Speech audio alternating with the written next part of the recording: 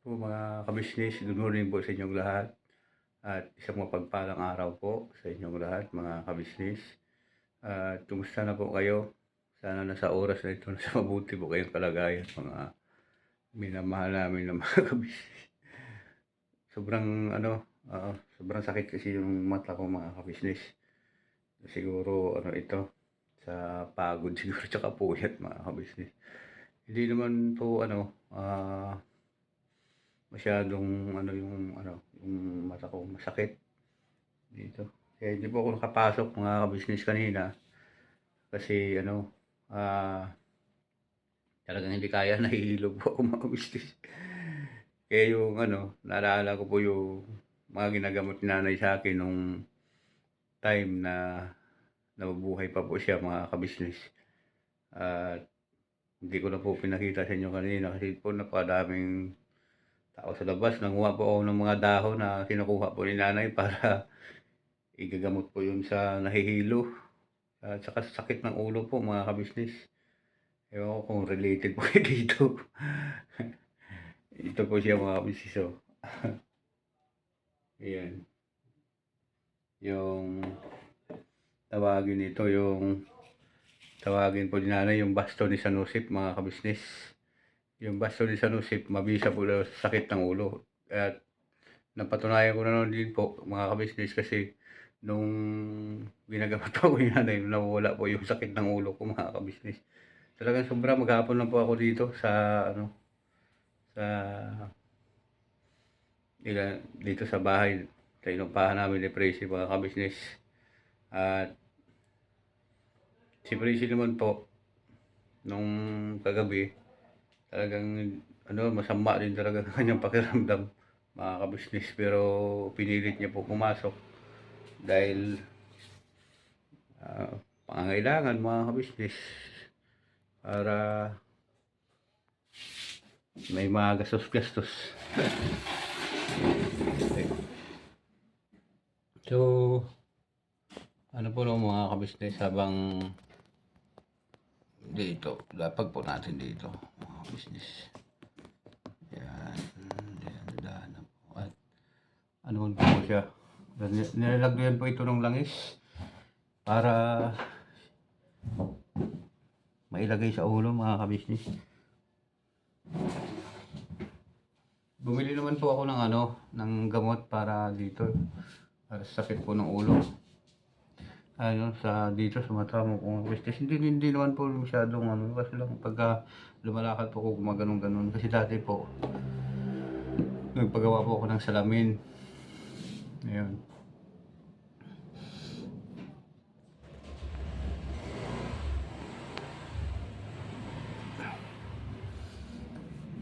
Tapos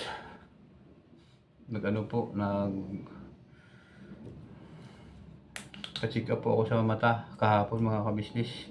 Sa mata ko nga daw talaga yung ito po ilagay natin yung pau kasi maganda po ito sa sa sakit niya ng ulo.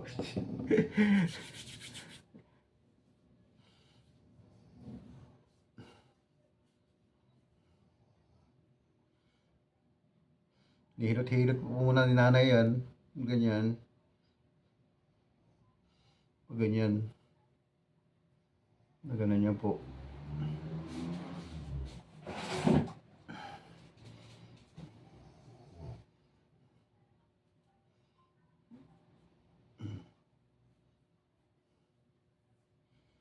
Tapos nilagyan po ng mga langis kung mga dahon mga kabisnes. Tapos nililira po niya sa panyo. Saka ilalagay sa ulo. Sa tapal. Parang ermitanyo po mga kabisnes.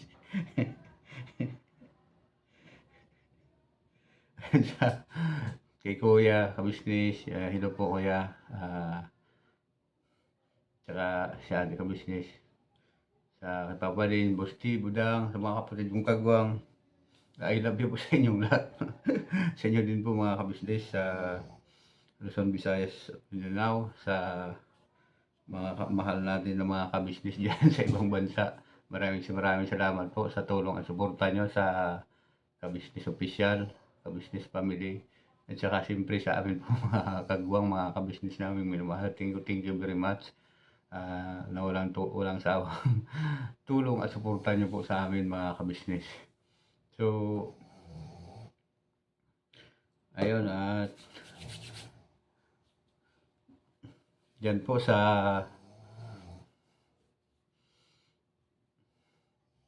minamahal namin ng mga ka-business diyan sa ibang bansa, ingat po kayo mga ka-business, dahil matindi po yung ulan, biglang init. Matindi ang mundo natin, paiba-iba pong klima, kaya paiba-iba po yung sakit ng mga tao mga business. Itang kaso, para na po yung mga, ayan. Ganun din po si Tracy kagabi mga ka-business, sobrang sama yung pakiramdam niya, imbis na mananahimik ako dun sa baba, tawag ng tawag, ayun. Medyo okay na po siya kagabi, tapos kanina po umaga, pumasok po siya mga ka-business, tapos pag uwi dito, hindi na magalaw yung kanyang katawan. Kaya napupuyat din ako sa kakabantay sa kanya mga ka-business. Ano oras na, madaling araw na po mga ka-business namin minamahal. At wala nang katao-tao din sa labas. Yan, ganituhin po natin sa mga ka-business. Yan. Pakita ko po sa inyo yung process. Parang itong parang tawag nito. Yan. Sobrang sakit din talaga ng mata ko mga ka-business. Sobrang sakit dito. Nahihilo po talaga ako. Grabe. Ang layo pa rin po nang nakuha ko nito. Mga ka-business. Yung itong tawagin nito, Basto ni San Jose. Basto ni San Jose. Ayun. Excuse me.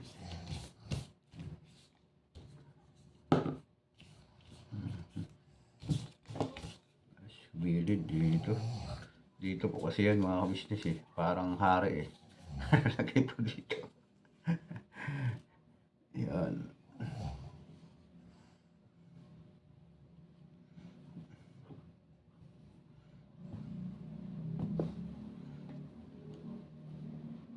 Ayan po mga ka-business Ayan. Ganyan po siya paglagay, tapos igaganito po siya. Igaganito ni nanay. Yan, malamig po siya sa ulo mga ka-business namin minamahal. Kaya yung sakit sa ulo, natatanggal po. Yan.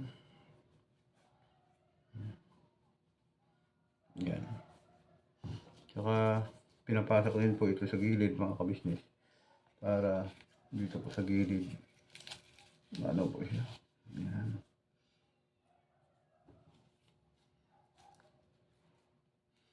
Yan.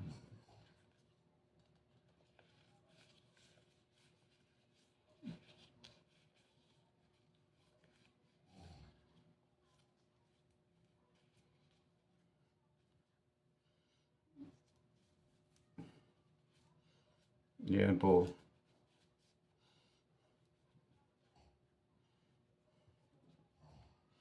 Maganda rin po kasi itong po mga ka-business, itong mga plus yung pouch. Kasi po nawala po talaga yung nakumira siya pa yung mga ka-business. Yan, pag ginugupit ko po siya, dahil na lang, baka magupit pa yung mata ko. Yan po.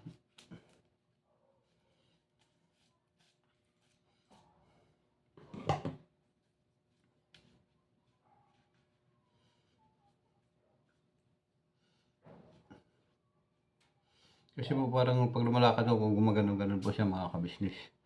At yun. maganda na po siya. Nag-prepare po ako ngayon mga ka-business kasi, ah, medyo maaga na talaga at papasok na po sila ni kuya ngayon, mga minamahal namin na mga ka-business.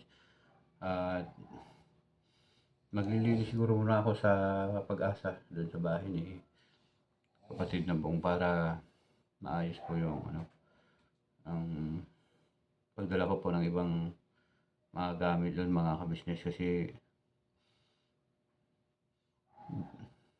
do'n po ako titira mga ka-business ng ano, mahabang panahon mga ka-business. Kasi papayag naman po si kapatid na Bong at saka si kuya po mga ka-business. Ah, ako pong magbantay do'n kasi linisin ko po yung paligid dahil mag-alaga po ako ng mga ano po do'n, mga ano po magandang ibakod tapos malagyan po ng mga itik mga ka-business yung sa baba. Tapos kung ano maghahanap po ako mamaya yung piik na baboy para ako naman po ang ano, mag-alaga do'n mga ka-business para 'pag kailangan yung pigs, yung baboy meron pong gamitin mga ka-business. Yun, at saka ano po, at sana sa ano, sa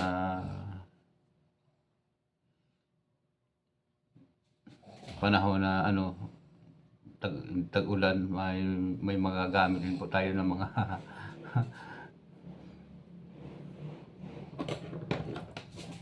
pang-ulam mga ka-business 'pag may alaga ng mga pato. Ang dali lang po mga ka-business namin minamahal, babalikan ko po kayo mga dali lang po mga ka-business.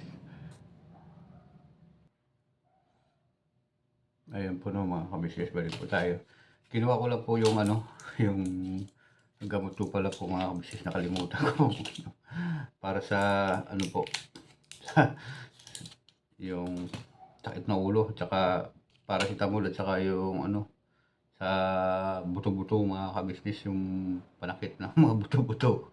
Wala na, matanda na si kuya tumulag mga ka-business. Ayun.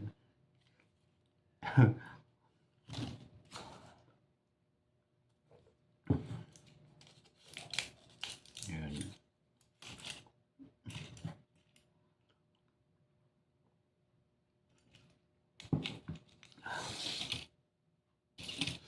Pagka ano po dito po mga ka-business, ngayon, maggagayak na po ako. Maghuhugas muna kung anong hugasan, yung motor o anong bagay na maayos dito. Tapos kasi siyempre po mga ka-business, masama din yung pakiramdam niya ngayon. Andiyan po siya sa ano, sa nakahiga. Lakas ng higit po mga ka-business eh. Hindi ko po alam bakit gano'n ganito, sabay-sabay po kami nagkaroon ng karamdaman mga ka-business. Siguro sa matindi din siguro ng ano ng panahon kasi biglang init, tapos sa gabi sobrang lamig, sa umaga yun nga sobrang init. Tapos maano ka ng puyat, tapos maulanan, gano'n po. At siyempre dun sa ano, sa minamahal namin na mga ah, ka-business diyan sa Negros. Maraming salamat sa inyo sa suporta diyan sa Silay, Talisay, sa siyempre sa lugar namin, sa mga pamangkin ko diyan, tiyahin, 'yun, sa Candoni, 'yun, sa kanila ni Jeline, 'yun, yung mga tiyahin ko diyan na kumusta po kayo, ingat po kayo lagi kasi iba-iba po ang takbo ng panahon ngayon mga ka-business. At siyempre sa Cebu, sa mga pamangkin ko rin, Mindanao. Ayun, grabe po ang pamilya namin, kalat-kalat po mga ka-business. Napakadami. At ito naman sa Maynila na ka-business, marami din po akong mga kamag-anak dito. Dahil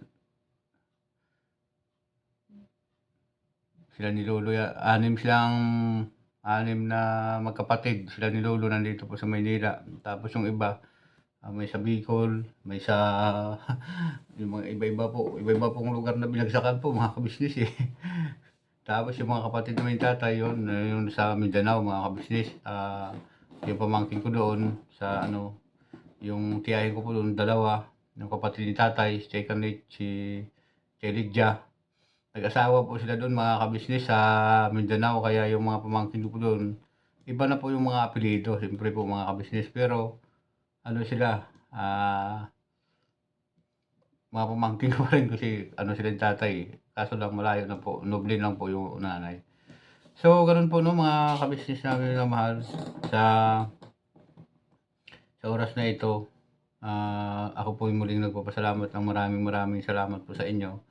At siyempre 'yun, pagka ganito po kasing sitwasyon po mga kabisnes, ang naalala ko po lagi kayo po mga kabisnes naming minamahal na nagmamalasakit sa ganitong sitwasyon. Yung mga payo niyo po, yung kung ano po yung mga komento niyo, yun po ang nagpapalakas sa akin mga kabisnes. At siyempre sa ila po ni kuya, ate kabisnes, yung number 1 talaga na nagpapalakas ng aking loob mga kabisnes. Nandiyan naman yung ano, pinakamagulang na nagmamahal po sa akin mga kabisnes. Kaya nagpapasalamat po ako ng lubos sa kanila, mga minamahal namin na mga kabisnes, na napapasama po ako sa kabisnes family. At siyempre hindi ko naman sinasabi na doon po talaga ako ano,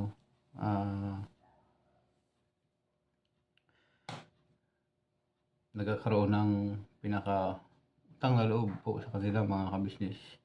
Kasi doon na po talaga akong ano, nagkakaroon ng mataas na uri ng kamalayan sa ka-business official.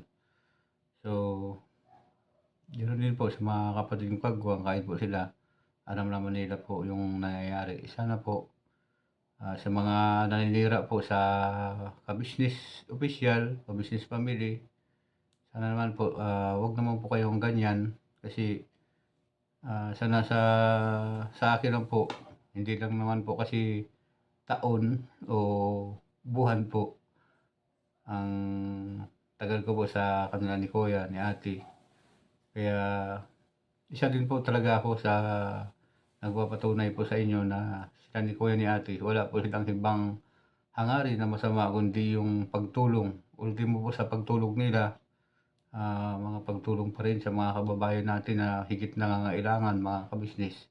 Kaya sana please naman po, 'wag naman po sana, natin bigyan ng sama ng loob sila ni kuya, ni ate, mga ka-business family. Kasi po, siyempre nalulungkot din po kami mga ka-business. Dahil siyempre hindi naman sinasabi na, may nagawa po si kuya na matinding kabutihan sa amin, pero hindi po yun sapat mga ka-business, para sa ano, ang sapat po sa amin yung hindi po siya masisiraan. Hindi po siya sinisiraan ng ibang tao mga ka-business pa. Kasi malungkot din po kami sa gano'ng pangyayari mga ka-business, na may mga tao pa na gano'n, na sa halip na tumulong, matuwa sila dahil may tumutulong sa mga kababayan natin na higit nangangailangan, pilit pang dina-down mga ka-business. Ano, buti sana po kung mga naninira ay galing po sa labas, ay galing din po sa ano, dito sa loob, at natulungan din po ni kuya yung mga ka-business. Sana po na maintindihan nila na ang kanilang ginagawa na hindi po maganda sa isang taong tumutulong tulad na ni kuya, tumutulong tapos sinisiraan pa. Ano bang ano, layunin po 'di ba mga ka-business? Pagkakainggit, at sana 'wag naman po, basta lang maniniwala sa kanila. sa mga taong naninira sila ni kuya at ni ate sa pamilya ka-business po. At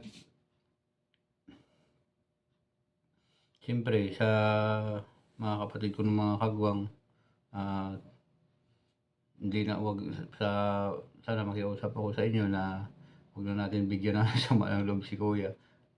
Sisikapin talaga natin na ang pagtulong, ayan po mga business. Pero sa akin po mga ka-business namin minamahal, sa oras na ito, yun, gagayak na po ako, pupunta na po ako dun sa ni kuya kung ano pong magagawa. Tutulong po ako doon. Tapos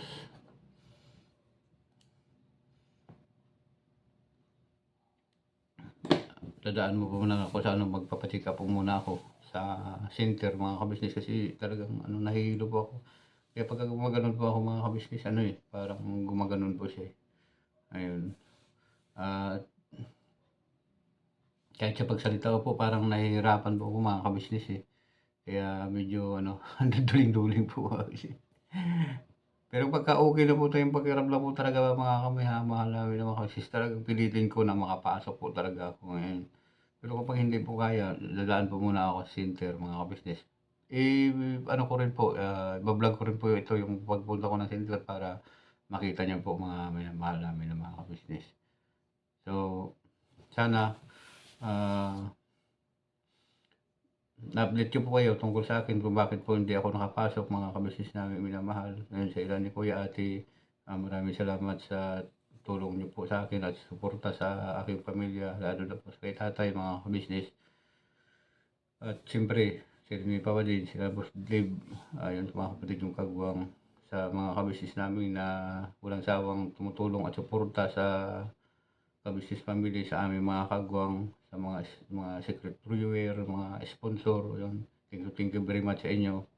At sana lagi kayong mag-ingat at manalangin tayo sa ating Panginoon na sana lagi po tayong gabayan mga ka-business naming minamahal para sa ganun po sama-sama sa pamilya na masaya. So, hanggang dito lang po mga ka-business at I love you sa inyong lahat. At never say goodbye, tomorrow is another day. Birabanat lang po tayo mga minamahal namin na mga ka-business. Thank you very much. Sama-sama po tayo hanggang dulo, wala po tayong iwanan.